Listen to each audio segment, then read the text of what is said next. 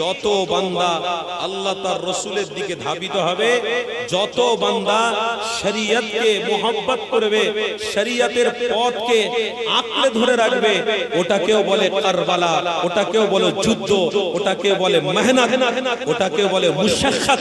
এই মেহনত, মুশাক্কাত, কারবালা যার মধ্যে থাকবে, ইনশাআল্লাহ একদিকে ঈমানদার থাকবে, হাজার বেঈমানও কিচ্ছু করার ক্ষমতা রাখবে না। কেন?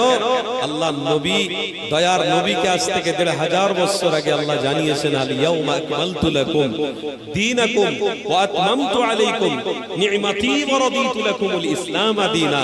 হাবিব, ইসলামটাকে আজকে আমি কমপ্লিট করে দিলাম, আনকমপ্লিট নয়। ওহী আসা বন্ধ করে দিলাম, নবীদের দরওয়াজা বন্ধ করে দিলাম। আল্লাহ নবীকে আল্লাহ বলছেন, ইসলামটাকে আমি আল্লাহ আমার মনোনীত বানিয়ে নিলাম। এবার আল্লাহর মনোনীত যদি ইসলাম হয়, আর ইসলামের প্রত্যেক কৃষ্টি কালচারের উপরে যদি আপনি থাকেন, বলুন আল্লাহর সাহায্য আসবে না আসবে না? কি গো বলুন না বাপ, কষ্ট পাচ্ছেন নাকি? আল্লাহর সাহায্য আসবে না আসবে না? আমার পশ্চিম বাংলার মানুষ শান্তিতে আছে না নাই? এত লক্ষ মানুষ এই পশ্চিম বাংলায়, 13 কোটি মানুষ বাস করে, তার ভিতরে 3.5 কোটি মানুষ শুধু মুসলমান আছে। রোজা রাখছে না রাখছে? আল্লাহর রহমত থাকবে না? অত সহজ? অবশ্যই থাকবে। কেন না আল্লাহ নবী আসতে 1000 বছর আগে জানিয়েছে, আমার সাহাবারা শুনে নেন, আমি রাসূলুল্লাহ জানিয়ে দিলাম, ইসলামের অনুসারী যারা হয়ে থাকবে, ইসলামকে যারা মহব্বত করবে, অবশ্যই আমার আল্লাহর পক্ষ থেকে তারা সাহায্য পাবে, নিরাপত্তা পাবে, রহমত পাবে। আমার আল্লাহ তাদেরকে হেফাজত করবে, তাদের জন্য কোনো ভয় করার, চিন্তা করার দরকার নেই। দুনিয়ার মানুষরা তাদেরকে গরিব গরিব গরিব বলে বলে ডাকতে পারে, দুনিয়ার মানুষরা তাদেরকে এমন করে ভিখারি বলতে পারে। এ যুবকেরা, আমার রাসূলুল্লাহ তো গরিব ছিল, কিন্তু আমার রাসূলুল্লাহ হাকিকাতের গরিব ছিলেন না গো। আমার রাসূলকে আল্লাহ আমির বানিয়েছিলেন, আমার রাসূলুল্লাহকে আল্লাহ অনেক দৌলতের মালিক বানিয়েছিলেন, আমার হাবিবুল্লাহকে আল্লাহ এমন ক্ষমতা দিয়েছিলেন।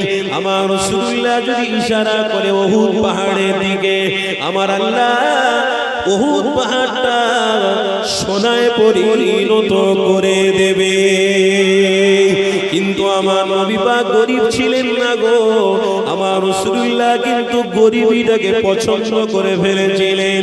কেন? আমার নবী পাক জানতেন আমার উম্মতিরা অনেকে গরিব হবে, আমার উম্মতিরা অনেকে ভ্যান চালিয়ে খাবে, আমার উম্মতিরা অনেকে রাজমিস্ত্রি করে খাবে, তবু আমার উম্মতিরা ইবাদত করবে, সিজদা করবে, কারোর কাছে মাথা নত করবে না, কারোর কাছে ভিক্ষা চাইবে না, তবুও জালেমদের পাল্লায় পড়ে গিয়ে সুদ নেবে না, তবুও জালেমদের পাল্লায় পড়ে গিয়ে হারামটাকে তারা বেছে নেবে না। আমার রাসূলুল্লাহ এটা আগে থেকেই জানতেন। কেন? আমার রাসূলুল্লাহ জানতেন। এই বিষয়ে আপনাদেরকে জানিয়ে দিই, আমার আল্লাহ আমার হাবিবকে সব কিছু জানার ক্ষমতা দিয়েছিলেন। এই জন্য আমার আল্লাহ আমার হাবিবকে জানিয়েছিলেন, আয় আমার হাবিব আপনি জানিয়ে দেন, ইন্নামা বুইসতু মুআল্লিমান, আমি তামাম পৃথিবীর মানুষের জন্য আমার হাবিবকে আমি আল্লাহ শিক্ষা গুরু হিসেবে বানালাম। আমার হাবিবুল্লাহ হলো সমস্ত শিক্ষা গুরু। আমার রাসূলুল্লাহ তাকে যাও, আমার রাসূলুল্লাহ দিকে থাকো, তুমি সর্বশিক্ষা পেয়ে যাবে। এই জালেমদের কাছে গেলে এই জালেমরা আপনাকে সুদের কথা বলবে, এই জালেমরা আপনাকে হারামের কথা বলবে। এই অন্যায়কারীদের কাছে চাইলে তারা গল্প করতে করতে নামাজকে ছাড়িয়ে দেবে। একজন ভালো নামাজি ব্যক্তি যখন কোন জালেমদের সাথে বন্ধুত্ব করে ফেলবে, তারা হোটেলে বসে খাবে, রোজার মাসে রোজাটাকে ছেড়িয়ে দেবে। এ যুবক তরুণীরা, আমার রাসূলুল্লাহর প্রেমিকেরা, আল্লাহ নবী আসতে 1000 বছর আগে জানিয়েছিলেন, হে বাবা সাহাবারা, শরীয়তের খুঁটি হিসেবে রাসূলুল্লাহকে আল্লাহ পাক পাঠিয়েছে। তোমরা রাসূলুল্লাহকে যদি অনুসরণ করো সব কিছু তোমরা পেয়ে যাবে, কোনো দিক তোমাদের অসুবিধা হবে না। তাই আপনার নবীর উম্মত আমি আপনি, আজ আমরা আমার রাসূলুল্লাহ দেখানো রাস্তাটাকে মজবুত করে ধরে রেখেছি। এ যুবকেরা, তরুণীরা, তাই আল্লাহ কোরআনের মধ্যে জানাতে লেগেছে, ইয়া আইয়ুহাল্লাযীনা আমানুত্তাকুল্লাহা হাক্কা তুকাতিহ। আল্লাহ পবিত্র কোরআনে জানাতে লেগেছে, আয় আমার বিশ্বাসী বান্দারা, তাকওয়াওয়ালা ঈমান তোরা নিয়ে আয়। তাকওয়াওয়ালা ঈমান মানে হারাম থেকে বেঁচে থাকবি। তাকওয়াওয়ালা ঈমান মানে মানুষে অন্যায় থেকে বেঁচে থাকবি। তাকওয়াওয়ালা ঈমান মানে মা বাপের সাথে সৎ ব্যবহার করবি। তাকওয়াওয়ালা ঈমান মানে সবার সাথে হুসনে সুলুক ব্যবহার করবি। তাকওয়াওয়ালা ঈমান মানে আমার আল্লাহ জানাতে লাগলেন, ওরে আমার বান্দারে, আমার রাসূলুল্লাহ কেমন তাকওয়া দেখিয়ে দিয়ে গেছে। আমার হাবিবুল্লাহ জানকে বাজি রেখে হাজার হাজার বেঈমানদের সামনে দাঁড়িয়ে কথা বলতেছে, সাহস পেয়েছে। আমার রাসূলুল্লাহকে মারাও হয়েছে, আমার নবী পাকের রক্ত ঝরে গেছে, আমার নবী পাকের দাঁত মোবারক শহীদ করে দেওয়া হয়েছে। এটাকেই বলে তাকওয়াওয়ালা ঈমান। আমার নবী যখন শহীদ হতে পারে, আমার নবী যখন দাঁতকে শহীদ করে দিতে পারে, আমার নবী যখন রক্ত ঝরাতে পারে, আয় আমার উম্মতিরা, আমি যদি এত কষ্ট করতে পারি, আমি যদি এত মেহনত করতে পারি, তাকওয়া মানে আল্লাহকে রাজি খুশি করার জন্য করতে পারি, আয় আমার উম্মতিরা, তাই আমি রাসূলুল্লাহ শিক্ষা দিয়ে গেলাম, রোজার মাসে তোরা রোজাও রাখবি, হজ করবি, যাকাত দিবি, নামাজের সময় হয়ে গেলে নামাজ পড়বি, অন্যায়ের বিরুদ্ধে ছিলি আছিস থাকবি। এটা যদি তোদের মধ্যে থাকে, তাহলে তাকওয়া মানে আল্লাহর ভয় তোদের মধ্যে আছে। আর তাকওয়াওয়ালা ঈমান যাদের মধ্যে থাকবে, আমার আল্লাহ তাদের কাফনটাকে কবরের মধ্যে বরবাদ করবে না।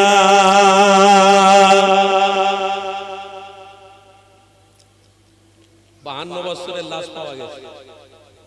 আমার কথা অসুবিধা হচ্ছে না? 52 বছরের লাশ পাওয়া গেছে, যেমন দাফন করা হয়েছিল আল্লাহ তার শরীরকে তেমনই রেখে দিয়েছে। ইনি তাকওয়াওয়ালা ছিলেন। দাদা হুজুর পীর কেবলার মেজো সাহেব দাদা, মেজো হুজুর পীর কেবলা, মানে মুরব্বী মানুষ সব দেখেছেন। মেজো হুজুর পীর কেবলা আল্লামা হুজুর বসিরহাটের দরবারে গিয়ে তিনি লক্ষ লক্ষ মানুষের সামনে বলেছিলেন, এই বসিরহাটের মানুষেরা, আমি মেজলা হুজুর দেখতে পাচ্ছি কলবের চোখ দিয়ে রুহুল আমিন যেমন কবরে দাফন করা হয়েছিল আল্লাহ তেনাকে তেমনি রেখে দিয়েছে। উনি ছিলেন তাকওয়াওয়ালা। সাইফুদ্দিন হুজুর কেবলা, আমরা এটা সবাই জানি। হুজুর কেবলাকে দাফন করে দেওয়ার কিছুদিন পরে হুজুর কেবলার কবরটা ধসে গিয়েছিল। হুজুর কেবলার কবর থেকে এমন খুশবু বেরোচ্ছিল, ইমানদারদের বোঝাই যাচ্ছিল সাইফুদ্দিন হুজুর, দাদা হুজুরের রক্ত তো একদিকে, কিন্তু ওনার ভিতরে তাকওয়া মানে আল্লাহর ভয় ছিল।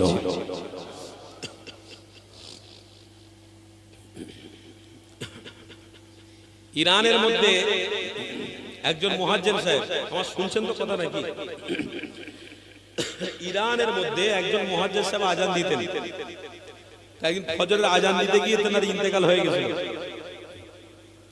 ওই মুহাজ্জির সাহেবকে দাফন করে দেওয়া হয়েছিল। ওই মুহাজ্জির সাহেবকে দাফন করে দেওয়ার পরে ওই মুহাজ্জির সাহেবের কবর থেকে এক ধরনের খুশবু বেরোচ্ছিল। যখন কবর জিয়ারত করতে যায়, সবাই দেখে খবর পেয়ে ওই জায়গায় গিয়ে কবরের মাটিগুলো তুলে নিয়ে শুনছে, সব মাটিতে শুনছে, খুশবু নেই। যে মুহাজ্জির সাহেব ইরানের, ওনার মাটিটা তুলে নিয়ে একটু নাকে দিয়েছে, খুশবু খুশবু। মানুষজন আস্তে আস্তে করে ওই কবরের মাটিগুলো সব নিয়ে বাড়ির দিকে যেতে লেগেছে। বড় আফসোস, ওই মানুষগুলো কবরের মাটিগুলো বাড়ির দিকে নিয়ে চলে যাচ্ছে, যে এক ফোঁটা মাটি হলেও আমি বাড়িতে রাখবো, কেন আমার ঘরটা খুশবু হয়ে যাবে। নবীর কথা তো সত্য। আল্লাহ নবী আসতে 1500 বছর আগে যে কথা বলেছিলেন সেটা সত্য হয়েছে। আল্লাহর ঘরের মেহমান একজন মুহাজ্জির, তার ভিতরে তাকওয়া ছিল। আজান দিতে দিতে ইন্তেকাল করাতে আল্লাহ দেখিয়ে দিয়েছে যে আমার রাসূলের হয়ে যাবে, আমি আল্লাহ অবশ্যই তার মৃত্যুর পরেও দেখিয়ে দেব তাদের ভিতরে তাকওয়াওয়ালা ঈমান ছিল,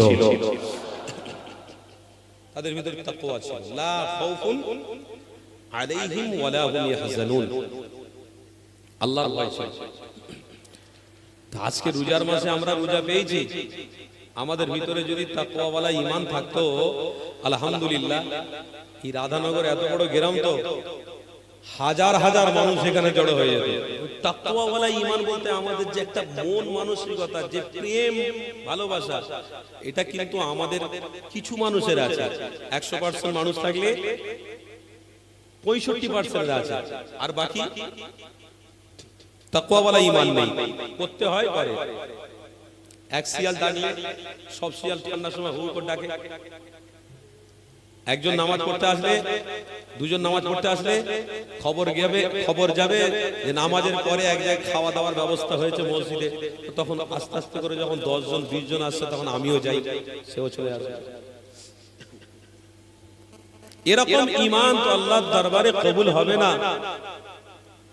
এই রকম ঈমান তৈরি করুন যে নবী আমার তাকওয়াওয়ালা ঈমান দেখিয়ে দিয়ে গেছেন। রোজার মাসেও রোজা রেখেও যে জাতি 1 মাস কাটাতে পারে, ওই জাতিকে কোনোদিন তাকওয়া থেকে কোনো বেঈমান সরাতে পারে না। কেন? আবু বকর সিদ্দিক এমন একটা রাসূলকে মহব্বত করেছিলেন যে আবু বকর বলেছিলেন, জীবন যদি তোরা আমার নিয়ে নি, জান যদি দিতে হয় আমি দিয়ে দিতে রাজি আছি, কিন্তু আমার ভিতরে যে তাকওয়া এসে গেছে, আল্লাহর ভয় এসে গেছে, প্রত্যেকটা কাজে আমি আবু বকর না কারোর গীবত করতে পারবো, আমি আবু বকর না কারোর বিরুদ্ধে কথা বলতে পারবো, আমি আবু বকর সিদ্দিক না কোনো মানুষের মধ্যে বিভেদ লাগাতে পারবো। কেন? আমার মধ্যে রাসূলের আদর্শ লুকিয়ে রয়েছে। আমি আবু বকর তাকওয়াওয়ালা ঈমান অবলম্বন করেছি। আমি আবু বকর আল্লাহকে ভয় করি। প্রত্যেকটা কাজ যখন করি আল্লাহকে ভয় করি। এক কথায় লা খাউফুন আলাইহিম ওয়ালা হুম ইয়াহজানুন, আল্লাহর ভয় আমার অন্তরে আছে। আমি আবু বকর কোনদিন এটাকে মিটাতে পারবো না। কোন একটা ছোট্ট কাজ করে হলেও আমি আবু বকর এটাকে মিটাতে পারবো না। কেন? আমি আবু বকর আমার জান আর মালকে আল্লাহর দিকে সঁপে দিয়েছি। আল্লাহ কোরআনে বলেছেন, ইন্নাল্লাহ আশতারা মিনাল মুমিনিনা আনফুসাহুম ওয়া আমওয়ালাহুম বিআন্না লাহুমুল জান্নাহ। বান্দারে, তোদের ভিতরে যদি তাকওয়াওয়ালা ঈমান থাকে তো তোদের জান আর মালটা দিয়ে দে। গরিবী অবস্থায় তোরা আছিস, থাক। আমি আল্লাহ 500 বছর আগে বিনা হিসাবে আমি আল্লাহ তোদেরকে তাকওয়াওয়ালা ঈমান অবলম্বন করার জন্য জান্নাতটা তোদেরকে তওফা হিসেবে দান করে দেব। এটা তো আমাদের নৈতিক, এটা আমাদের দায়িত্ব, এটা আমাদের করতে হবে। হাজার আমরা শিক্ষিত থাকলেও, হাজার এই দুনিয়াবী শিক্ষা আমাদের কাছে থাকলেও, কিন্তু সবকিছুর থেকে বেশি প্রাধান্য আমাদেরকে দিতে হবে আল্লাহ তার রাসূলকে। আজকের আমরা তো ঘেবড়ে যাচ্ছি, আজ আমরা আস্তে আস্তে করে ভয়ে কম্পনিত হয়ে যাচ্ছি। আস্তে আস্তে করে আমাদের মুডটাকে, দিমাগটাকে আমরা চেঞ্জ করে ফেলছি। আরে ভাই, কেন চেঞ্জ করছেন আপনি? একটা কথা বলে দিই, শুনে রাখুন। অন্যদের কাছে টাকা আছে, পয়সা আছে, মুসলমানদের কাছে টাকা নেই, মুসলমানদের কাছে পয়সা নেই। তারা সব সময় টাকার বাহাদুরিটাই দেখায়। কারণ আমার পরে আরেকটা জাতি আছে, যে জাতিগুলোর কাছে কোটি কোটি কোটি কোটি টাকা আছে। আমাদের কাছে অত টাকা নেই। আমরা একটা দোকান কিনতে গেলে এর কাছে তার কাছে ধার ঋণ করে, আমরা একটা গাড়ি কিনতে গেলে এর কাছে তার কাছে ধার করে ঋণ করে, আমরা একটা ব্যবসার কিছু আসবাব কিনতে গেলে এর কাছে তার কাছে ধার করে, আরে আমাদেরকে সবাই গরিব বলতে পারে, হ্যাঁ আমরা গরিব, নবী তো গরিবী অবস্থায় কাটিয়েছেন, পছন্দ করেছেন। হ্যাঁ আমরা গরিবী অবস্থাটাকেই পছন্দ করে চলবো, চলতে চাই। তোদের টাকার গরম থাকবে, তোরা পয়সার গরম দেখাবি, আর আমরা গরিবী অবস্থায় কাটিয়ে এই জীবন কাটিয়ে দেব, কোনো অসুবিধে নেই। কেন? রাসূলুল্লাহর হাতে জান্নাতের পানি আমরা পান করব। তাই দেখছেন না, একটা জাতি সবসময় টাকার গরম দেখাচ্ছে। তাদের কাছে টাকা আছে, আমাদের কাছে অস্ত্র। আমাদের কাছে পয়সা নেই, আমরা সবসময় চুপ থাকি। কিন্তু আমাদের পয়সা না থাকতে পারে, আলহামদুলিল্লাহ আমাদের ঈমান আছে। পয়সা আমাদের না থাকতে পারে, আমাদের কাছে ঈমান আছে। ঈমানটা যে আমাদের কাছে এটা আছে, এটা আমাদের জন্য সম্পদ। জোরে বলেন সুবহানাল্লাহ। বাবেরা নওজোয়ান তরুণেরা, আয় আমার রাসূলুল্লাহ দিওয়ানারা, অবশ্যই ঈমান আমাদের আপনাদের মধ্যে রাখতে হবে। এটার উপরে আপনাকে আমাকে চলতে হবে। এ যুবকেরা, আয় আমার রাসূলুল্লাহর প্রেমিকেরা, যদি আল্লাহ আমাকে আপনাকে 60 বছর হায়াত দান করে, এই 60 বছরে যদি রোজা আল্লাহ পাওয়ায়, রোজা অবশ্যই রেখে যাব, নামাজ অবশ্যই পড়ে পড়ে মরে যাব, অবশ্যই রাসূলের সুন্নাতের উপরে পালন করতে করতে চলে যাব। এ যুবকেরা, এটা আমাদের জন্য মূল সম্পদ, এটা আমাদের জন্য বড় ইহসান, এটা আমাদের জন্য বাজার, এটা আমাদের জন্য মাগফিরাত, এটা আমাদের জন্য আল্লাহর জান্নাতের রাস্তা। এ যুবকেরা, তরুণীরা, একটা হাদিস আমার মনে পড়ে গেল। এই তাকওয়ার উপরে কথা বলতে গিয়ে রোজার মাসে রোজাদারকে শুনিয়ে দিয়ে যায়। আমার আল্লাহই তো জানিয়ে দিয়েছে। আয় আমার হাবিব, আপনি জানিয়ে দেন, ইয়া আইয়ুহাল্লাযীনা আমানু কুতিবা আলাইকুমুস সিয়াম কামা কুতিবা আলাল্লাযীনা মিন ক্বাবলিকুম লাআল্লাকুম তাত্তাকুন। এ আমার হাবিব, আপনি তাদেরকে জানিয়ে দেন তারা যেন তাকওয়া অবলম্বন করে। তাকওয়া কখন অবলম্বন হবে? রোজার মাসে রোজা রাখলে 11টা মাস তারা খাওয়া দাওয়া যেমন করেছে, একটা মাস আমি আল্লাহর জন্য তাকওয়া অবলম্বন করবে। একটা মাস যখন রোজা হালাতে কাটাবে, অন্যায়ের বিরুদ্ধে থাকবে, হারামের বিরুদ্ধে থাকবে, মারামারির বিরুদ্ধে থাকবে। কেন আমরা রোজার মাসে মারামারি করি না? আমরা রোজার মাসে ভাই ভাইকে বড় ছোট কথা বলে আঘাত দিই না। এই রোজার মাসে কারোর বিরোধী করি না। কেন? আল্লাহ নবী জানা দিলেছে, আয় আমার সাহাবারা, আমি রাসূলুল্লাহ জানিয়ে দিলাম, খবরদার তোমরা কোনোদিন ভাই ভাইয়ের বিরুদ্ধে কথা বলতে যেও না। এমনকি রোজার মাসে রোজা রেখে কোনোদিন গীবত করতে যেও না, কোনোদিন চুগলি করতে যেও না। একটা হাদিস আমি পড়ছিলাম, বলতে বলতে এটা মনে পড়ে গেল, এই কথাটা আপনাদেরকে জানিয়ে দিই। আমার নবী পাক সাহাবাদের জানাতে লাগলো, আয় আমার সাহাবারা, আমার আল্লাহ 2 শ্রেণীর মানুষের দোয়া কবুল করবেন না।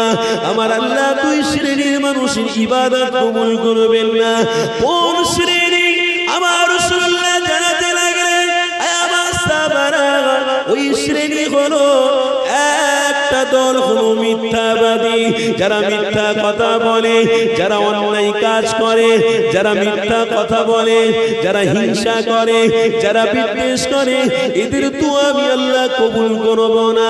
আর একটা জাতির বিষয় বললে, আয় আমার সাহাবারা, তারা যারা আল্লাহর সাথে শিরিক করে, ইন্না শিরকা লাযুলমুন আযীম, এটা হলো বড় অহংকারী, এটা হলো বড়ই গুনাহ, এটা হলো বড় খাতা। এটা যারা করবে, আমি আল্লাহ আমার দরবারে দোয়া কবুল হবে না, আমার দরবারে নামাজ কবুল হবে না। শিরিক করা যাবে না, মিথ্যা এবং হিংসা করা যাবে না। হিংসার শিরিককারীদের ইবাদত আল্লাহ দরবারে কবুল হবে না, দোয়াটাও কবুল হবে না। বুখারী খুলে দেখে নাও, আল্লাহ নবী আসতে 1000 বছর আগে জানিয়েছে। এ যুবকেরা, তাই আল্লাহ আমার রাসূলকে জানাতে লাগলেন, আমার হাবিব, আমার আপনার উম্মতিদের জানিয়ে দেন তারা যেন শিরিক না করে, তারা যেন হিংসা না করে। এই জন্য আমার আল্লাহ নবীকে জানাতে এলো, আমার হাবিব আপনি জানিয়ে দেন তারা রমজান মাসে রোজা রাখবে। এই রোজাটা যারা রাখবে তাদের ভিতরে তাকওয়া আসবে, আল্লাহর ভয় তারা রোজা রাখবে। হে আমরা আল্লাহর ভয়ে রোজা রাখি, খানা আমাদের সামনে থাকে খাই না, আমরা আল্লাহর হুকুমের অপেক্ষা করি। আল্লাহর হুকুম যখনই হয় ওই সময় আমরা মুখে খাবার তুলি। আমরা বাজারে বাজারে ঘুরি তবুও কিন্তু খাবার মুখে নিই না। আমাদের চোখের সামনে অনেক রকমের খাবার বিক্রি হয়, এই খাবারগুলো আমরা মুখে তুলি না কেন? আমার আল্লাহ দেখতে পাচ্ছে, দুনিয়ার কোনো মানুষ জানুক আর না জানো, আমার আল্লাহ তো দেখতে পাচ্ছে। আমার আল্লাহ যদি এই রোজাটাকে কবুল করে নেয়, আমার আল্লাহ যদি রোজা কবুল যদি হয়ে যায়, অবশ্যই রোজার ওসিলাতে আমার আল্লাহর সাথে ৭০,০০০ পর্দা তুলে দিদার লাভ করা যাবে।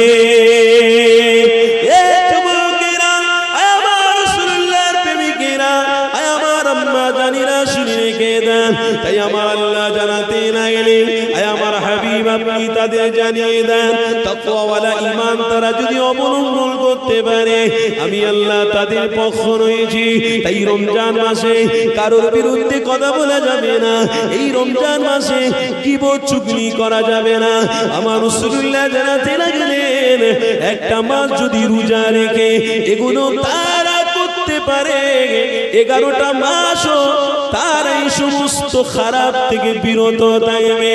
এই 11টা মাস যদি বিরত থাকে, এক কথায় রমজান মাস নিয়ে 12টা মাস যদি তারা এই সমস্ত কাজ থেকে বিরত থাকে, আর যদি আমি আল্লাহ তাদের মৃত্যু দিয়ে দিই, অবশ্যই তাকওয়া ঈমান অবলম্বনকারী হওয়ার জন্য আমার আল্লাহ তাদের জান্নাতি বানিয়ে নেবে।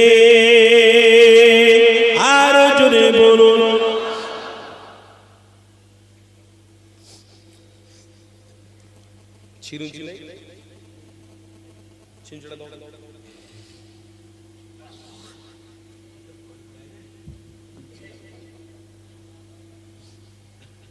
কি গো বাপ ভাইরা, কষ্ট হচ্ছে নাকি? হাদিস কোরআনের কথাই তো বলছি নাকি? এসব কথা শোনার আমাদের দায়িত্ব আছে না নাই? কোটি কোটি টাকা খরচা করে এক শ্রেণী কোটি কোটি টাকা খরচা করে এসব কাজ করছে। আমরা তো দাদা হুজুর পীর কেবলার অনুসারী, আমরা এক একটা গ্রামে 1.5 লক্ষ 2 লক্ষ 3 লক্ষ টাকা খরচা করে ইমানি মাহফিল করি, তাবারুকের ব্যবস্থা করি। একটা শ্রেণী আছে তারা কোটি কোটি টাকা খরচা করে। কিসের জন্য করছে? আল্লাহকে খুশি করার জন্য। আর আমরাও এই রোজার মাসে সুন্দর একটা মাহফিল পেয়েছি, এটাও আল্লাহকে খুশি করার জন্য। তাই এই সমস্ত কর্মকাণ্ড আমাদেরকে করতে করতে মরে যেতে হবে। যে এই কাজের উপরে থেকে মরবে, আরে ব্যবসার উপরে থেকে নয়, হারামের উপরে থেকে নয়, মারামারির দিকে থেকে নয়, হিংসার দিকে থেকে নয়, যে এই সমস্ত তাকওয়ার উপরে থেকে যে মুসলমান তাকওয়ার উপরে থেকে মরতে পারবে, ইনশাআল্লাহ তার জন্য কবরটা জান্নাতের বিছানা হয়ে যাবে। তার জন্যই আল্লাহ বিছানা বানিয়ে। এগুলো আমাদের নৈতিক দায়িত্ব। আজকের আমরা দেখতে পাচ্ছি আল্লাহ নবী বলেছিলেন যে এক একটা রোজাদার রোজা রাখাটাই তাদের ক্ষুধার্ত অবস্থায় থাকা হবে। রোজা রাখাটা ক্ষুধার্ত অবস্থায় থাকা হবে, শুধু শুকিয়ে থাকা হবে, অথচ রোজা আল্লাহর দরবারে কবুল হবে না। কেন হবে না? আল্লাহ নবী বলেছিলেন সাহাবারা তাদের রোজাটা আল্লাহর দরবারে কবুল হবে না, এই জন্য তারা রোজা অবস্থাতেও অন্যায় করবে। রোজা অবস্থাতেও অন্যায় করবে, রোজা অবস্থাতেও জিনা করবে। বলুন না নাউজুবিল্লাহ, জোরে বলুন নাউজুবিল্লাহ। রোজা অবস্থাতে জিনা করবে। কেমন জিনা হয়ে গেল? হুজুর আপনি কি কথা বলছেন? জিনা তো করতে গেলে একটা পর নারীর সাথে সম্পর্ক করে জিনা করতে হবে, তো রোজা রেখে একটা মানুষ জিনা করবে? এ কি কথা বলছেন আপনি উল্টো পাল্টা? হ্যাঁ বলছি রোজা রেখে জিনা করবে। কেমন রোজা থাকবে, যখন রাস্তার ধার দিয়ে চলে যাবে একটা নারী রাস্তা দিয়ে যাবে, তার চেহারার দিকে এমন মনোযোগ দেবে, বলছে ওই মনোযোগটা চোখ দিয়ে দেওয়ার দরুন তার চোখে জিনা হয়ে যাবে। পায়ে হেঁটে হেঁটে ওই নারীকে দেখার জন্য যখন যাবে, ওই পায়ের জিনা হয়ে যাবে, চোখের জিনা হয়ে যাবে, হাতের জিনা হয়ে যাবে।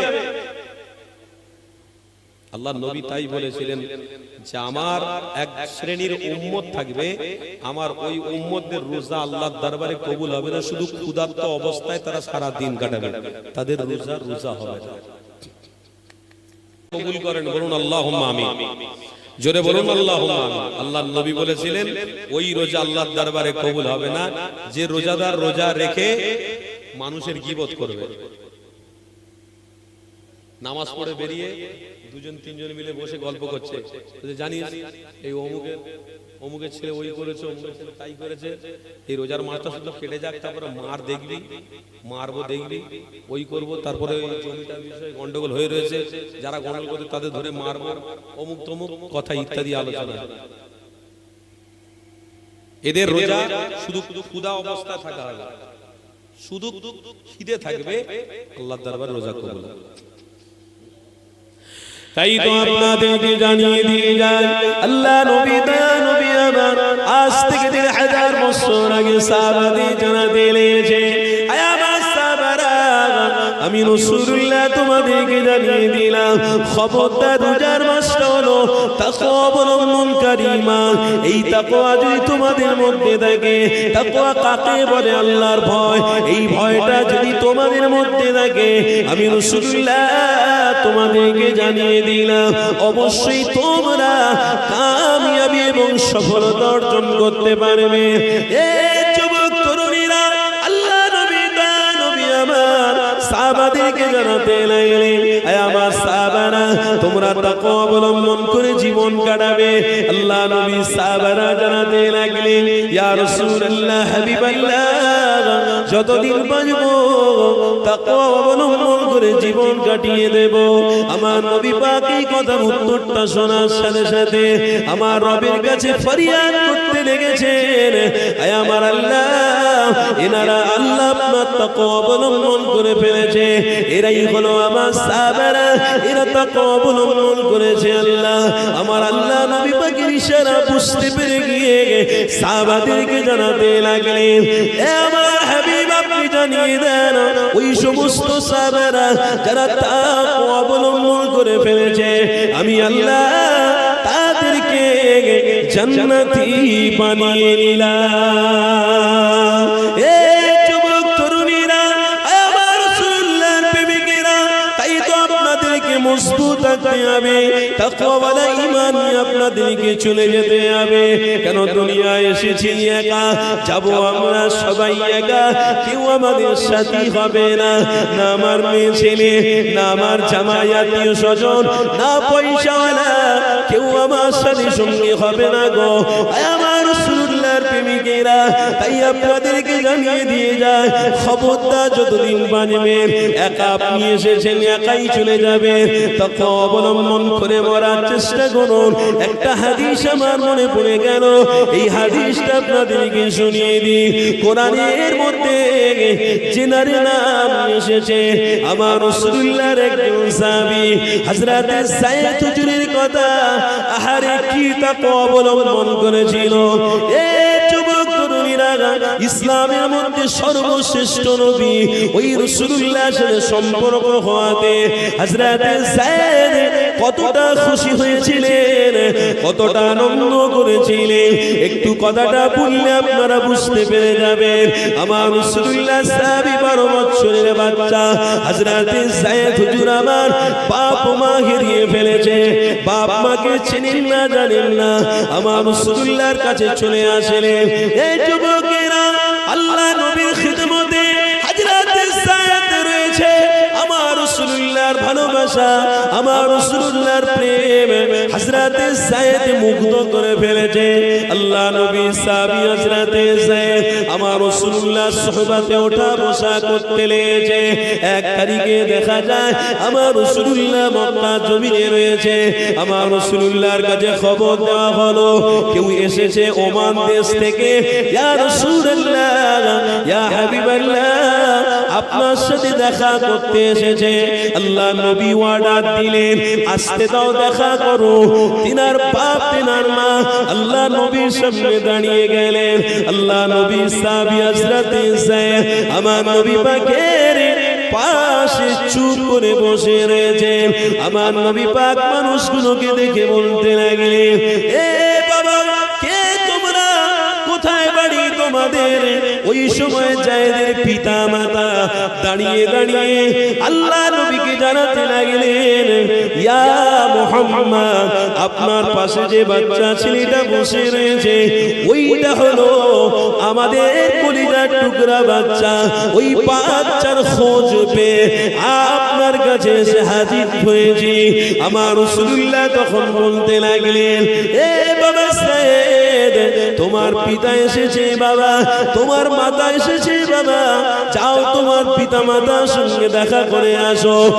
আমার রাধানগরের ইমানদার মুত্তাকি আমার বাবায়েরা, শোনো, তাকওয়া কেমন অবলম্বন করতে হয়, প্রেম কেমন রাখতে হয়, আল্লাহর ভয় কেমন থাকে, রাসূলুল্লাহকে পেয়ে তারা রাসূলুল্লাহকে কেমন মহব্বত করেছে।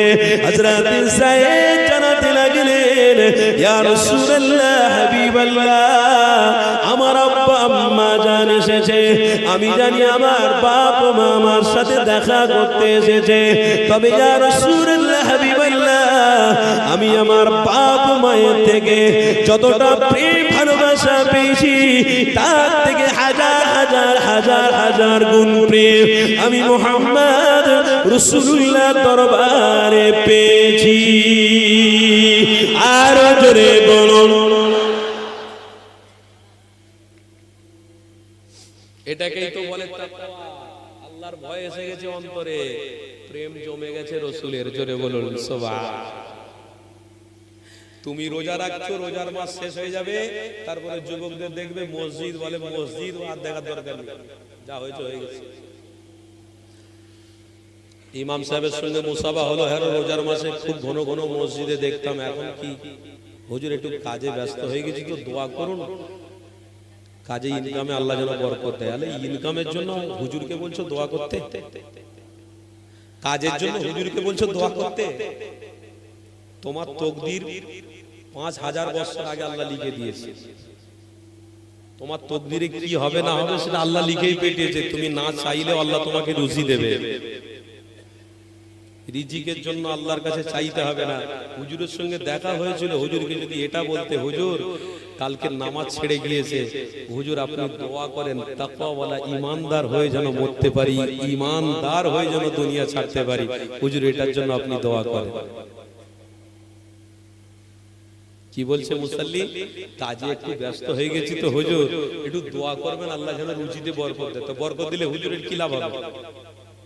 না হুজুর আপনাকে হাদিয়া একটু বেশি করে দেবো। তো হুজুর হাদিয়া লিখ কি করবে? তোমার হাদিয়া লিখ 60 বছর চলে যাবে। এই রাধানগরের এই যে মানুষগুলো আপনারা এসেছেন আজকের মহব্বত করে আমার পকেটে কিছু দেবেন, এটা নিয়ে আমার 40 বছর বা 50 বছর যদি আল্লাহ বেঁচিয়ে রাখে, এই টাকায় কি আমার চলে যাবে? এই গাড়িতে উঠে এখান থেকে বাড়ি না যেতে যেতে টাকা শেষ হয়ে যাবে। কথা বলার উদ্দেশ্য হলো আমার এটা যে হুজুরের সাথে আপনার দেখা হলো, হুজুর জিজ্ঞেস করলেন ঘন ঘন মসজিদে দেখতাম রমজানে, এখন নেই কেন? হুজুর কাজে ব্যস্ত হয়ে গেছি তাই যেতে পারছি না। আপনি দোয়া কেন যেন আল্লাহ রুজিতে আরো বরকত দেয়।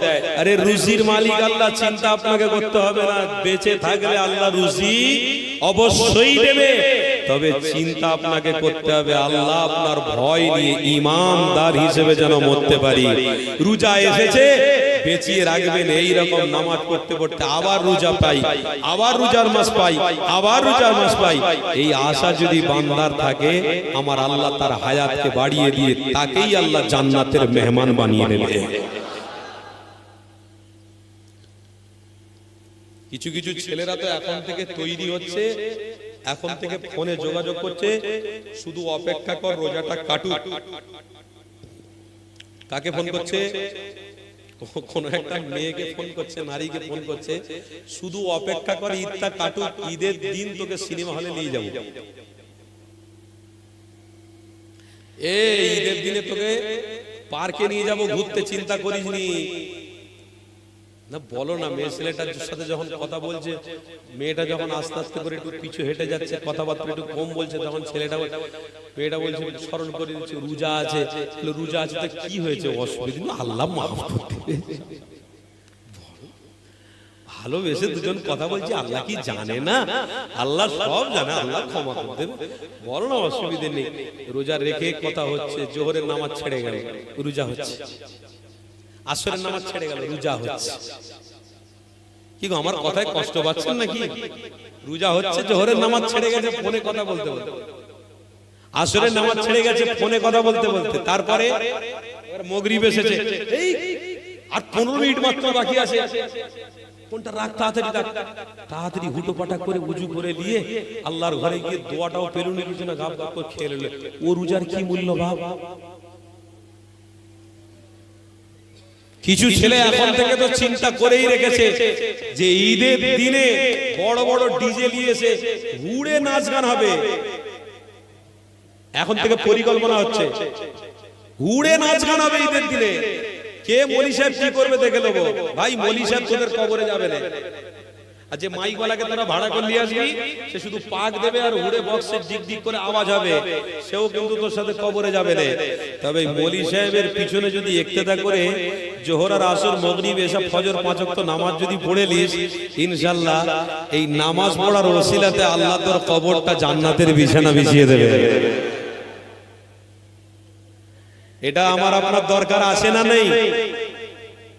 ঈদের দিনে তাহলে আনন্দ করতে গিয়ে সিনেমা হলের সামনে মোল্লারা লাইন দেবে না? সিনেমা হলের সামনে মোল্লারা ছেলেরা লাইন দেবে তো। আর গায়ের মুসলিমরা তারা বলে দখল করে নিয়েছি আমরা, হয়ে গেছে, বিনা ফুকে কাজ হয়ে গেছে, বিনা পয়সায় কাজ হয়ে গেছে। বলে কি কাজ হয়েছে? যেটা আমরা চেয়েছিলাম যে আমাদের ডিজাইনে এরা যেন হয়ে যায়, আমাদের মতো যেন এরা হয়ে যায়, তাহলে এরা বিনা ওষুধে এরা আমাদের মতন হয়ে গেছে। বাহ, কত সুন্দর হচ্ছে, ঠিক হয়েছে। যে হাঁড়িটা আপনি দোকান থেকে কিনে আনলেন, আর ওই হাঁড়িটা ধুয়ে ওতে চাল দিয়ে ওতে পানি দিয়ে আর হাঁড়িটাকে বসিয়েছেন চুলোর উপরে, ভাত হচ্ছে, এদিকে জাল দিচ্ছেন আর ওদিকে পানি top top top top top top করে পড়ে যাচ্ছে। বলুন ভাত হবে? কি বলছেন, ভাত হবে? ভাত হবে? পানি শুকিয়ে গেলে ভাত হবে? কড়কড়ে থেকে যাবে। সারা মাস রোজা রেখে ঈদের দিনে তুমি এমন একটা গুনাহ করছো, শয়তান দেখে হাসছে। মুসলমান ঘরের আমার বাপ ভাইদের অনুরোধ করছি, হাত দুটো জড়ো করে বলে দিচ্ছি, আর নয়, যা হওয়ার হয়েছে।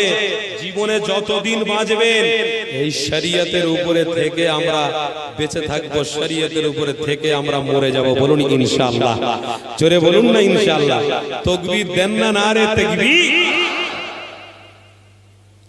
আসেন আমার রাসূলুল্লাহ সাহাবী হযরত সাইয়্যিদ হুজুরের আলোচনা সমাপ্তি করব।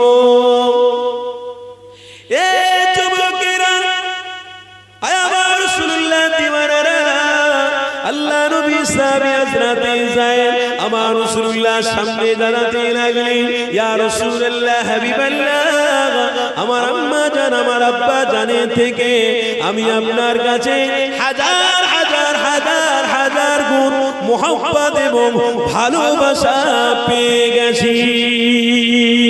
এই যুবকেরা, এটা বলার উদ্দেশ্য হলো আমার আল্লাহকে যারা খুশি করতে চায় তারা রাসূলুল্লাহকে মুহাব্বত করে ফেলো। রাসূলুল্লাহকে যারা মুহাব্বত করলো, আল্লাহ তাদের জন্য জান্নাতের মেহমান বানিয়ে দিল, আল্লাহ তাদেরকে জিয়ারত দিদার দিল, আল্লাহ তাদেরকে জান্নাতের নাজ নিয়ামত দিল। এই যুবক তরুণীরা, এই হাদিসের মধ্যে আরেকটা শিক্ষা লুকিয়ে রয়েছে। আল্লাহ নবী সাহাবী হযরত যায়েদ আমার রাসূলুল্লাহর সাথে রয়েছে, বাবা মা রয়েছে। আল্লাহ নবী সাহাবী হযরত যায়েদকে নিতে এসে